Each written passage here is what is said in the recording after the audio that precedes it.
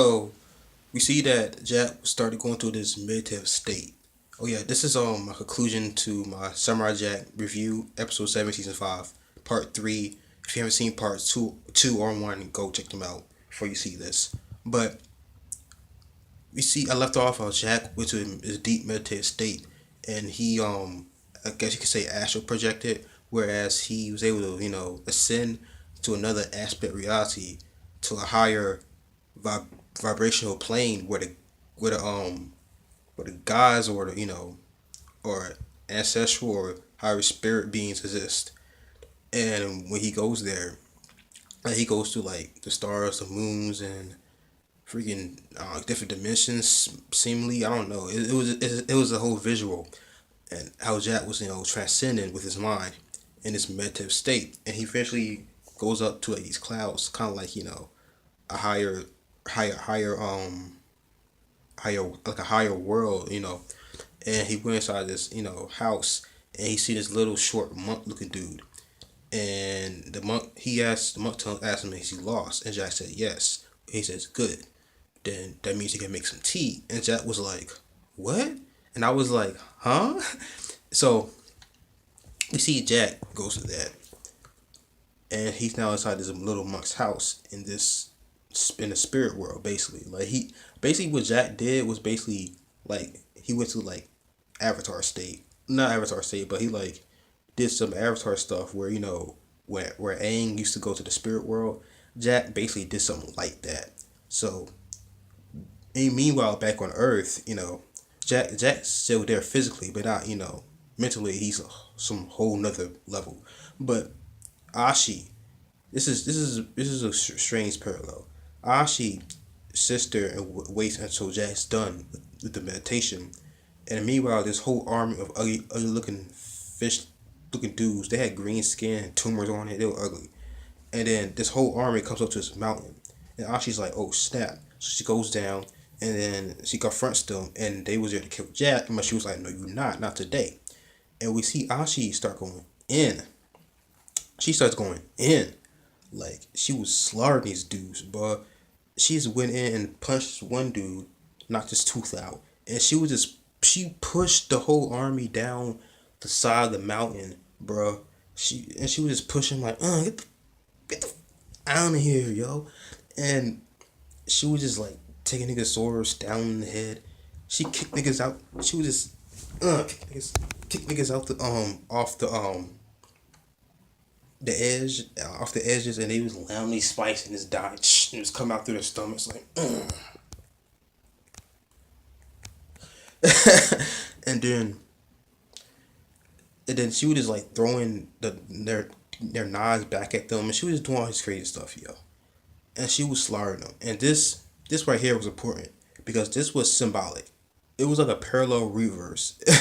I don't know if that's a word, but it was a parallel thing because we see the way Ashi started off. She was raised as as a killer, savage. And then when she went out to nature, Ashi was always the one that had this strange connection to nature, and she wasn't like the other ones. And she was always trying to go against how she was raised by her mother. Now, remember I said that her mother. Remember I said that, right? Her mother. And now, and when she was going against Jack, Jack was suffering, going back and forth with his humanity, and having to, deal with this situation by being degraded down to an animal form, which is not like basically human. And we see that through the previous episodes, how he was going through that, and how both Ashi and Jack was on a savagery level. But even though while they was on a savagery level, they both found that spiritual conviction to fight for the beliefs. And in all, the only conclusion to that was death. But now we see Ashi had her own enlightenment, right? And she had her enlightenment when she jumped into that pool and redressed herself and became one with nature. But however, meanwhile, while during the time while Jack is trying to reach his enlightenment, Ashi, who's already kind of reached her enlightenment, is actually going back to the way she has to in order to protect Jack from reaching his spiritual enlightenment by getting his sword back and reclaim what's his own and getting back to the old Jack, the real Jack. She has to go back to her savage ways in order to kill it. And we see it's going back and forth. The way they animated and directed the episode is that they was going back and forth, showing basically your lower self and your higher self. How Jack, the lower self and your higher self. How Jack, he was when he was making the tea, he was in the spirit world. I'm not gonna say the spirit world, all right?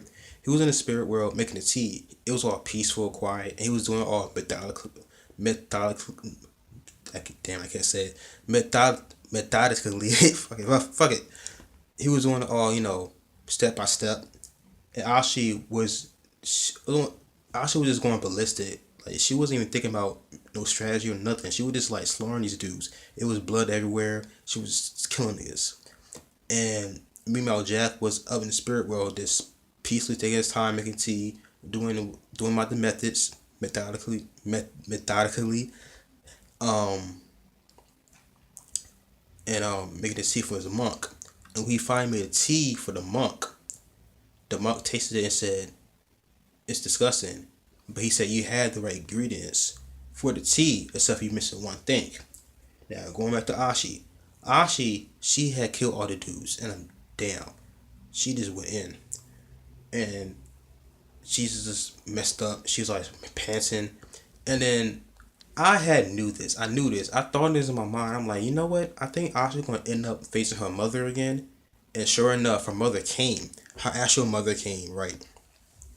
And they end up in confrontation. And her mother still trying to get in her head, going back to the ways, but she was like, "No, Jack told me the truth." So they end up fighting. And then meanwhile, Ashi still hasn't, completed her, I would say, enlightenment. That's what I'm gonna say. Ashi still hasn't completed her enlightenment because she still has to deal with her mother who's still alive. Cause her sisters are dead, except for her mother. And meanwhile, so while Ashi is trying to get rid of her past in a a lower in a I guess you could say in a lower way, Jack is trying to regain his past. She's trying to get rid of her past and become a new person, or Jack's trying to become the person that he once was by going up there to the spirit world and making the tea, and we see the contrast between how they both of them are dealing with their internal problems, but in opposing ways. So Ashi ends up going against her mother, and she finally kills the bitch. Cause you see, Ashi while she was trying to protect Jack, she was blocking them from arrows.